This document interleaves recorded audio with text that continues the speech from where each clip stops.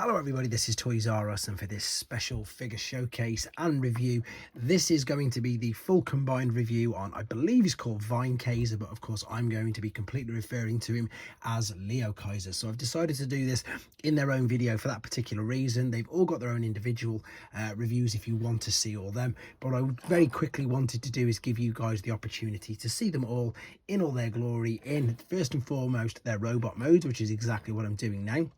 As I'm standing this up, I'm going to remind you that there is, of course, individual reviews for every single one of these figures on this channel already. There is also a bonus comparison with the Generation 1 versions of themselves. And as I say, this video is going to constitute of first and foremost doing what we're doing now, looking at them in their robot modes. Then we're going to look at them in their alternate modes. And of course, then we're going to finish off with looking at them combined as part of liokaiser and all the weapons and everything else that just goes with them. So there you go. For the first part of the video, you can see right there they all are in their glory in their robot mode. Let's come back and have a look at them in their alternate.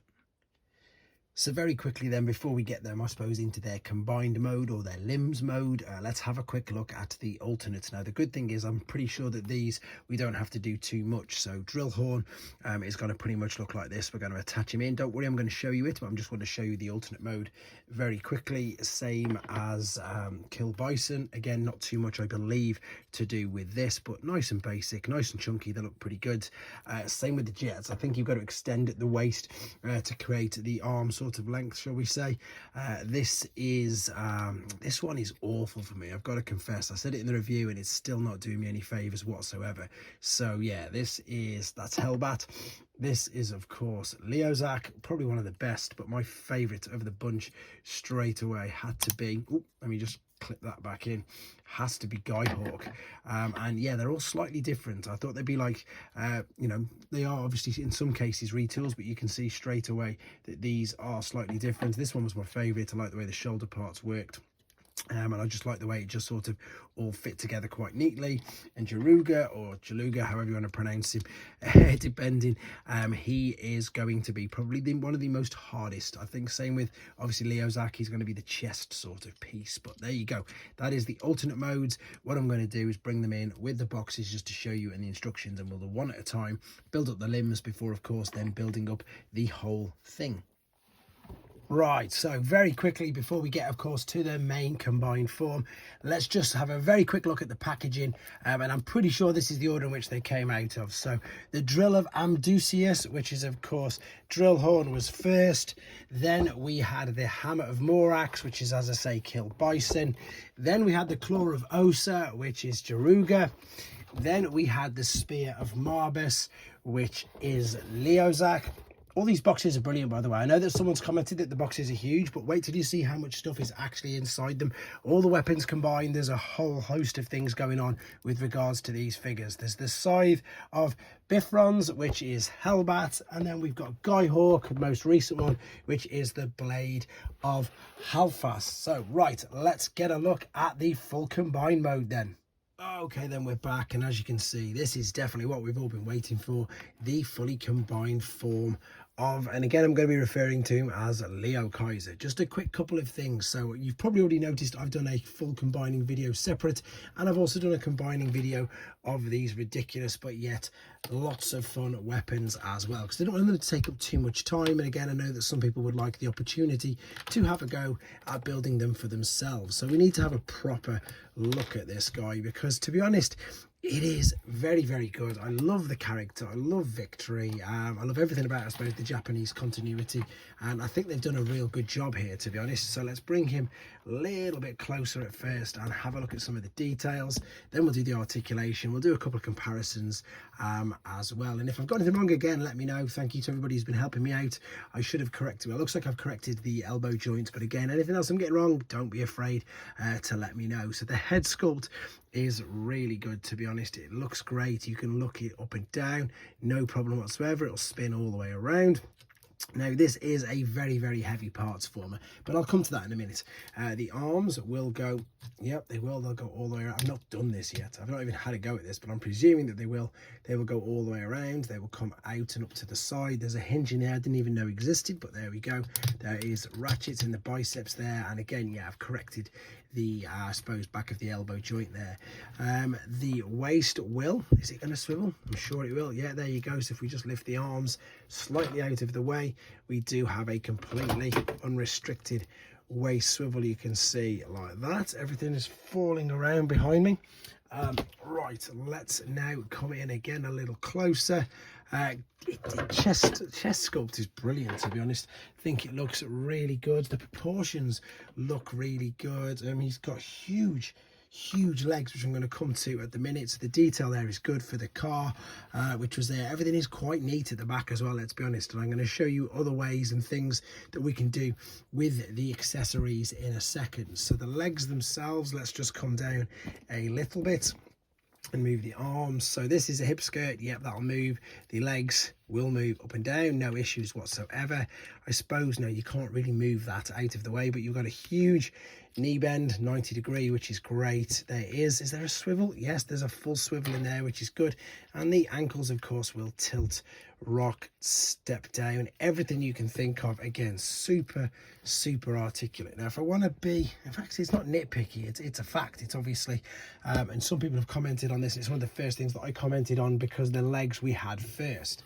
It is a very bit cheaty, and what I mean by cheaty is I'm going to show you this, because it is a parts format. I can't lie, guys, it is a parts format. You can see that there. This is, of course, your drill hole, and all we've done is folded that around there, and this is going to fit in. However, again, I say this with everything, to be honest. It's, you know, if it looks good and it looks good on your shelf, it doesn't make a difference what people think. I do think he looks good, but what I think, and again, it's going to be really sort of hard to replicate. And if you've ever seen, and I've already discussed this a couple of times today, what made the original liokaiser figure so special was his transformation process was insane. It was so clever. The only thing that you put on him was his head. So like the way across the back, again, if you've not seen it, I'm lucky enough to have one. And the whole transformation process for this guy is just off the charts. It is so clever. I think Ocular Max do it now. They call it all built in, if you know what I mean. This is the only bit of kibble that you attach. Granted, he needs it, he massively needs it, but the fists are all built in, the legs are all built in. All of this joins together incredibly cleverly all along the back, and again, that's what combiners should be. That is what makes these figures, for me especially, a little bit more endearing, a little bit more clever. Whereas with this, and I've got big issues, I really didn't like the new age take on Devastator, for that simple reason that you just got the parts and you just stuck them onto it. Okay, it's also a little bit like Motormaster in the new Legacy lineup, which again, you know, they're going for cartoon accuracy, the same with these. So it depends on what you're looking for. Cartoon accuracy, you've got it. That's exactly what it does. So it depends on exactly that, to be honest. But with this, it is a parts form. I cannot deny the fact that it is, but it's a clever one, and it does look good. Right, I've not had a go at this yet, so I probably should have had a go at attaching some of the accessories. The hands, which you can see, fully articulate in the fingers, full wrist swivel, etc. Let's have a go with the gun, and I'm going to do the gun first and foremost, because afterwards I'm going to change the gun and turn him into a bit of a Bruticus looking thing. And that's another, I suppose, not gimmick, it's another clever thing that you can do with this figure. Right, what's going on here? Again, I probably should have had a practice. It looks like that there is a notch there, and it looks like this should, how am I going to do this? Let's take that out of the way. What am I missing? It should go in. I always jinx myself, you see. Let's turn it around, see if I can see it. There we go, perfect. You heard the click, it snapped in. I haven't even bothered rotating the fingers around. Of course, there's bicep flexion on this as well, so that will work. And as you've probably already seen as well, by pure fluke, it works with blast effects as well. So if you've got Hasbro figures, which I'm sure you probably will have, the blast effects do work on it. There's something else that we can do as well, which I'm going to do right now. So it's just took me ages to get it on, but I'm now going to take these off. You can also, again, thank you for the help. These, of course, came off the leg of Kill Bison because they're not there. Now you can, I would imagine, do exactly the same for this. This is going to fit over there. You can see exactly, again, everything just lines up, everything works together really well. I'm going to take these off though, like so, and then I'm going to spin it round at the back because I'd rather him carry his other accessories.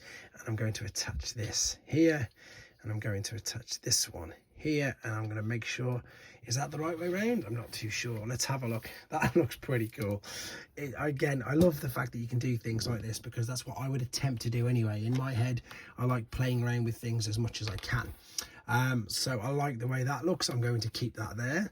We've got this, I don't even know what to call it, because it's not really a trident, because it's intended to move around. There is movement in these. Again, very clever. Look at how this works. It's again, Jurassic Park, no expense spared, or whatever it is.